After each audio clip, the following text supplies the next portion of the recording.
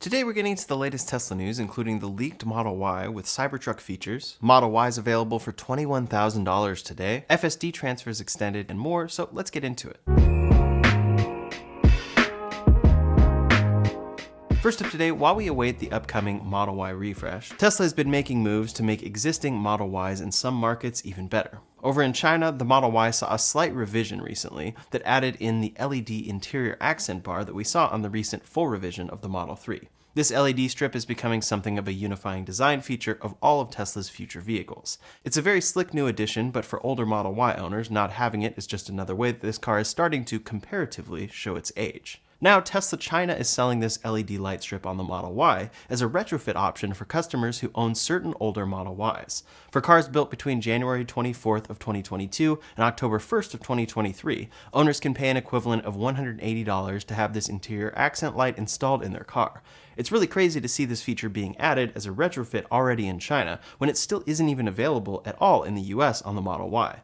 Some are hoping that this accent light will make its way to the US soon to match the slight refresh that was done over in China for the Model Y. It would be great for current Model Y owners to be able to retrofit this light bar as a way to make their car feel a little fresher again. While that would be nice, we don't currently have any indication that this would be coming to the US, at least not anytime soon. At this point, it seems much more likely that we will just be waiting on the full refresh of this vehicle, which is anticipated to launch sometime early next year. There has been a lot of speculation regarding this upcoming Model Y refresh, and naturally lots of customers are anxious for any word on it. This new Model 3 was a huge improvement, and customers can't wait for those improvements to trickle down to Tesla's most popular vehicle. Next up today, we're awaiting a lot of different Tesla products right now, but one of the biggest ones is the Model Y refresh. First, Tesla made it pretty obvious that they were making a Model Y refresh when they refreshed the Model 3. The Model Y is almost entirely based on the Model 3, and some even see the Model Y as just a stretched version of that car. Of course, there are differences in size and the hatchback trunk and more, but overall, the design language of the Model Y comes directly from the Model 3. For a while there, when you'd see a picture of the interior of one or the other, they were indistinguishable. But then Tesla refreshed the Model 3 with what is their latest design language coming from the Model S and X refresh that launched in 2021. They entirely upgraded the Model 3 interior, got rid of stocks, cleaned up the dash, made the screen bezel a little smaller, added a rear screen, added ventilated seats, improved ride quality, improved interior cabin noise, and added some new design elements to the front bumper and rear bumper. On Tesla's side, this is still largely the same car, but all of these changes add up to make this car feel a lot different, and in turn make the current Model Y feel outdated. The weird thing about that is Tesla's best-selling car is the Model Y, so now you have a lot of customers looking at this great new Model 3, maybe wanting to buy a Model Y, but wanting the features from that Model 3. So it's been obvious that this has been coming for quite some time, and then Reuters told us that this was called the Juniper Model Y. The Model 3 refresh, when Tesla was working on it, was called Highland, and it's Juniper for the Model Y refresh. Many expected this refresh to come this year to help boost Tesla's sales and generally just get this refreshed model out there.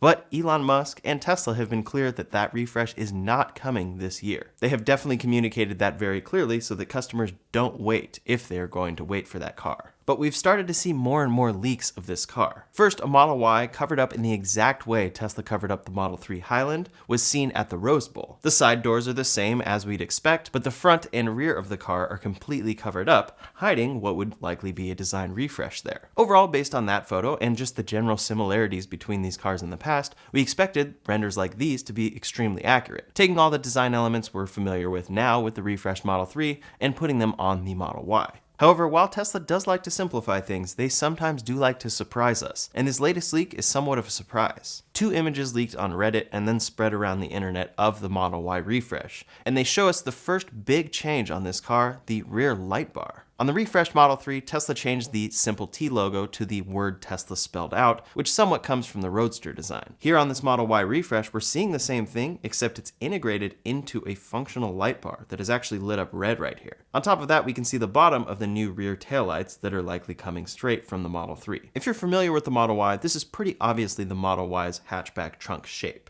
So while leaks can sometimes be fabricated, this one seems to be legitimate. It would also make a lot of sense since Tesla has been implementing light bars on their cars, starting with the Cybertruck. As they produce more and more Cybertrucks, they're likely getting somewhat used to that rear light bar design, and they decided to add an extra flair to this Model Y. On top of this exterior image, an interior image leaked of the new Model Y that shows it matching that of the Model 3. The dash is definitely updated in the same design, and then that LED light bar is extending all the way into the door. What's interesting about this LED light bar is it does seem to extend into the door and then stop midway through. With the Model 3 and Cybertruck, it wraps all the way around. So this could be something that Tesla is just prototyping right now, or they could be opting for a smaller, less wraparound LED light bar for the Model Y refresh. If we take another look at that light bar image, it really shows us how much this car could stand out with just a simple change. Tesla is very good at making pretty small changes that aren't too difficult for them to implement at the factory, but also help these cars to stand out for customers and make it more enticing to buy. Not only will this car likely look like this from the front, which distinguishes it from previous years, but in the rear, it could look something like this. This is a quick render that was made based on those leaked images, and I think it gives us a really good idea of what this car could look like. It has the same taillights that we're expecting to see from the Model 3, but integrated within them is that rear light bar with the Tesla logo spelled out. While this will likely integrate with the taillights, it could also have more functional uses and add some things that we see like sequenced light patterns on the Cybertruck. Reportedly, these leaked images are coming from one of Tesla's factories, so if Tesla follows the same strategy that they did with the Model 3 refresh, this could be coming out of Giga Shanghai. Giga Shanghai could be the first factory that produces this car at scale. They announce it there and then start announcing it for European countries that Giga Shanghai supplies. At the same time though, that was Tesla's strategy with the Model 3. Launch it out of Giga Shanghai first, then launch it out of the United States factory. However, the Model Y has 4 different factories. They have Giga Shanghai, Giga Berlin, Giga Texas, and Fremont. With its massive popularity as well, if people see that refreshed Model Y come from another country, they're likely going to wait, even more so than we saw with the Model 3. So I am very curious to see what Tesla's rollout strategy is here. Tesla has very clearly communicated that there's no refresh coming in 2024, so I really do hope that they stick to that, just to stick to their word, but at the same time, I would love to see this car come sooner rather than later. Of course, things could change, and this could be an early prototype of a rear light bar that they are working on in practice, but usually when Tesla has built a car all the way to this step, it's something that we are going to see. Again, this is expected to share all of the design language that came on the new Model 3 refresh, but it seems like Tesla is making some distinct changes here. I think these small changes really do make a big difference to help separate this car from previous years and bring this car into the future. What are your thoughts on these leaked images though? Leave a comment below to let me know. Next up today, Tesla is known for periodically offering incentives to drive sales of their vehicles. One of the most popular semi-recurring incentives for owners looking to upgrade is the one-time transfer of FSD from one vehicle to another.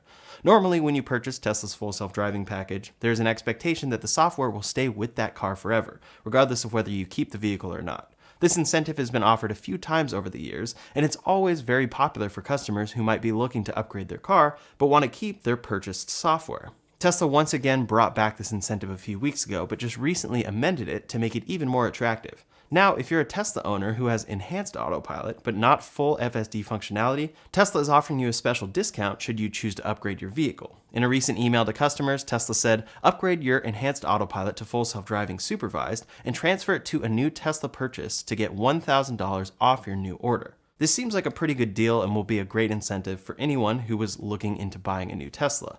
This will not only help push sales of their current vehicles, but may push a certain subset of people to upgrade to FSD as well. This offer is currently available through September 30th, so if you are interested, you do have a bit of time to act on it. Customers will have to take delivery of their car by that date in order to get this deal. We've seen Tesla need to incentivize sales lately, so seeing incentives like this makes a lot of sense. For customers, it's great to see deals like this come up, so we'll have to see how much it drives sales for Tesla. Next up today, it is a well-known fact that all cars rapidly depreciate in value soon after purchase. The degree to which this happens depends on the vehicle, but pretty much all cars are worth less after you buy. For a while, this wasn't occurring because Teslas in particular were selling for more used than they were new. Many also saw Teslas as appreciating assets because Elon Musk said they were regarding FSD. Now though, that has all changed. According to a recent study by Edmunds, nearly a quarter of all car owners in the US owe more on their cars than what the vehicle is actually worth. What may be surprising is the fact that electric vehicles are the ones with the highest average loss. The data shows that in just 2 years, the average negative equity of an EV doubled from $5,469 all the way up to a staggering $10,326. There are a lot of reasons why this may be, but a big factor could be that EV owners are trading in their vehicles much sooner than other drivers. As of last quarter, the average EV driver was trading in their car after only 2.1 years, almost half of the average gas car owner at 3.7 years. During the first year of ownership, it's estimated that a car loses about 20% of its value, and then an additional 15% per year until the fourth year when it starts to taper. So many drivers are trading in their cars when the value has dropped significantly, but they haven't really paid much towards their loan. When you combine that with the fact that luxury cars tend to lose their value even faster, tons of luxury EVs are depreciating extremely fast. The average Mercedes EQS, for example, is estimated to have lost nearly 47% of its value in the first year. We also see similar with all of Tesla's vehicles, since they dropped new pricing on them. Many bought these cars and then saw Tesla drop prices tens of thousands of dollars in the months that followed. This report seems to suggest that many owners could see themselves upside down on their cars for quite a while. It is further compounded by how quickly EV technology is advancing and how much production is growing. Those factors are driving down the price of EVs on the second-hand market, since buying a new car offers an increasing number of benefits. Being upside down on a car is never a great thing, but matters less if you are planning to keep the car for a while. Resale values aren't tremendously important if you don't intend to sell anytime soon. The average EV should be on the road for a while, so if you don't need the latest and greatest, then keeping your car will likely serve you well for a long time.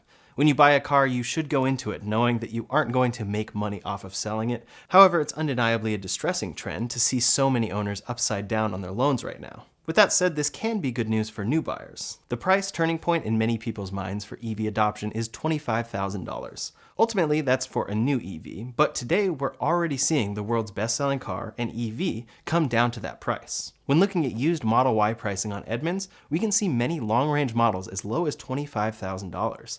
Those cars also have excellent battery ratings provided by Recurrent, which uses actual data from the vehicle. This means that there has been minimal degradation, or the batteries are performing about as expected for their mileage.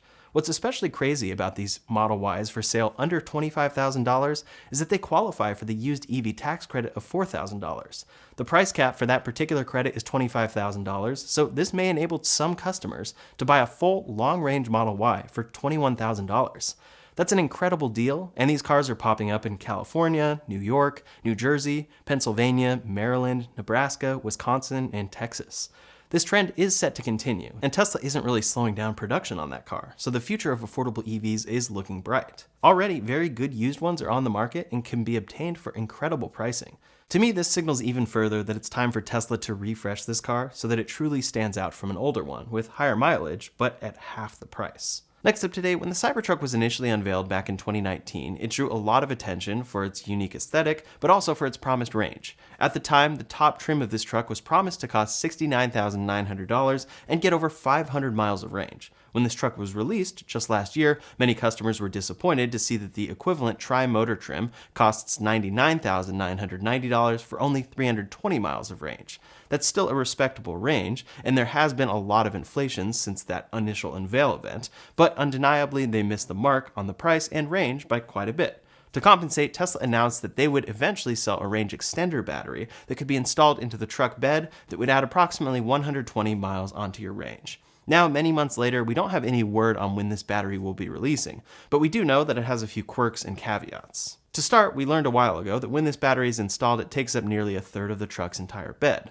So when this battery is installed, you will be trading off range and bed space for its general usability as a pickup truck, especially when towing. This created a lot of speculation regarding whether this battery pack might be easily removable, so you can decide on a day-to-day basis whether you wanted this battery or not.